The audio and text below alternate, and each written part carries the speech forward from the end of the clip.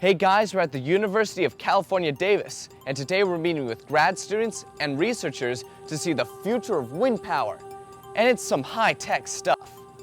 You've seen them dotting hillsides, towering over farmland, and even crowning the top of buildings. They're wind turbines, and they can produce 20% of the electricity used in the US by the year 2030.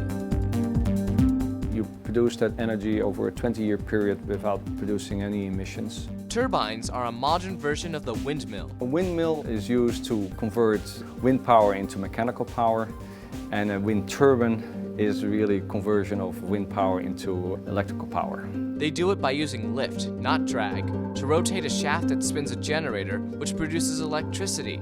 It's then sent to a power grid. But they're not cheap.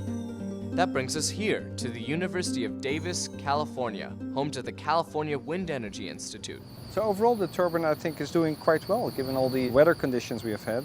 This is where Professor Kees van Dam and his team of engineers are working on the next generation of turbines. We're simply trying to understand how wind turbines work, how to improve existing designs, and how to make future designs better and more efficient. The team is focused on perfecting the blades that make up the rotor. That is our focus, making that rotor as efficient as possible, also as cost-effective as possible. They do some testing on this residential-sized turbine on the roof. So how much power does one of these residential turbines give out? When the winds get to about 25 to 30 miles per hour, this turbine will put out 1 kilowatt, so 1,000 watts. But it's the utility-sized turbine, one that can produce 3 kilowatts, that gets most of their attention. In the computer lab, Raymond Chow is using state-of-the-art aeronautics to design new blades. So this is a computer model that I generated of a future wind turbine design, and we're using this to look at how current design methodologies sort of come up with this shape, understand what's wrong with it, and how to improve it for future rotors. Myra Blaylock is coming up with her own modification. The air comes up and over.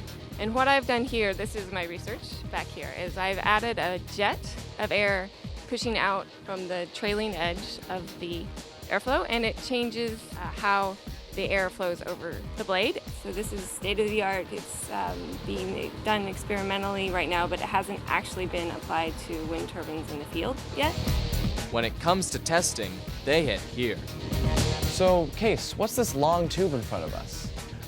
It's a wind tunnel, and what we're looking at here is really the test section, the main focus of the wind tunnel. So here we get the high wind speeds, and then we measure blade models, or in this case, blade sections. So you're able to test the stuff that you're making at the moment? Yeah, so this is 50 miles per hour, and we go back to when you look at the model, you see the flow is nicely attached, the tufts are doing the right thing, indicating the flow is doing well. Let's now increase the angle of attack, and you see it will start to produce now more and more lift, but you see these tufts now start to show some action. We're starting to get some flow separation on this model, and if we increase the angle of attack even further, you see the flow going, as you say, completely crazy over the model. And this is a condition really that you want to prevent from occurring on a wind turbine. We'll get wind turbine blades that are lighter, and they tend to become less costly, and that drives the cost of the turbine down, and as a result, the cost of energy. So I think that's what we're really after. It's this kind of research that Van Dam and his team believes will change the future of wind energy, from rooftops and hillsides across the globe. What can be better than, as an engineer, as a researcher, to work on things that are very challenging, and then secondly, they're good for the country, they're good for Mother Earth, and I think that's one of the most rewarding areas you can work in.